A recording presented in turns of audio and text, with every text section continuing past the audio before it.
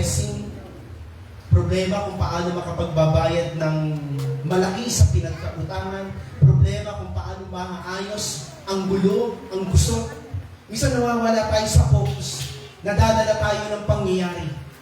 Ba't ang Panginoong Jesucristo, kung tayo man ay nadi-disalign, kung tayo po nawawala sa purpose, layunin ng ating buhay, yung ating pagtuon, nawawala man yan, nasisira man yan, hindi pa rin papayag ang Panginoon. Magpapakita siya ng kanyang himala, ng kanyang kapangyarihan, upang tayo na mga nawawala sa focus, ay maipokus para sa ating paglilingkod.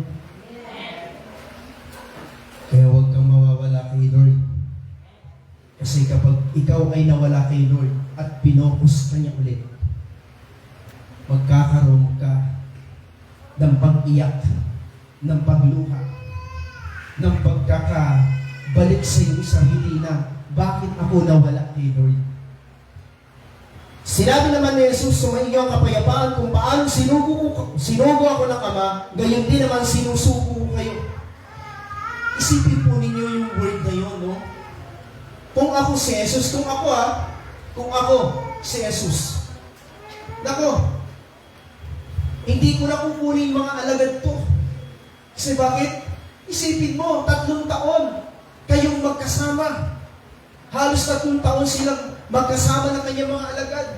Grabe yung kanilang sinasabi, Lord, alam mo, pag pinatay ka, kasama mo kaming mamamatay. Lord, pag inuli ka, hindi ka namin iiwan. Lord, kung ano yung gawin sa'yo, gayon din ang mangyayari sa amin kung saktan ka nila. Masasaktan din kami. Ibubuwis namin ang aming buhay para sa iyo. Ang dami nilang pangako kay Lord. Yung loyalty nila, pinakita nila sa Panginoon. Yung loyalty lang pala nila ay habang buhay ang Panginoong Jesus. Pero yung loyalty nila nawala. Yung eagerness ng pagiging alagad nila nawala. At yan ang huwag mong hayaang mawala sa atin. Kasi kapag yan ang nawala sa atin, totally black tayo. Totally babalik tayo sa lumang buhay. At yun ang ayaw ng Panginoon. Kung bakit dapat bumalik na siya sa langit dahil wala naman siyang pangako na magpapakita sa kanyang mga alagad.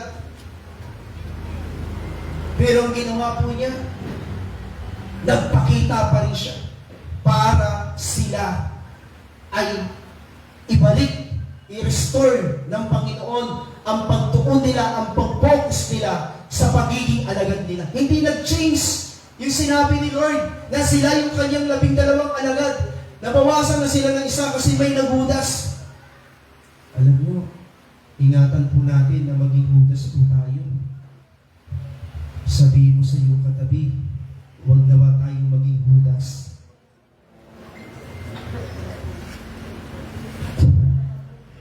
Alam niyo yung mga hudas? Marami yan eh. Nung panahon ni Lord, si Judas, hindi niya alam, binibenta na pala siya. Ngayon marami pong Judas. Sa Facebook, mayroon kang makikita Judas. Sa Messenger, may makikita kang Judas. Pagtalikod mo, may makikita kang Judas. Maraming Judas. Kaya huwag natin pipiliin ang maging Judas. Kasi pag naging Judas ka, malamang manghuhudas ka. Sabi mo sa iyong katabi, anong gusto mo? Si Pedro o si Judas?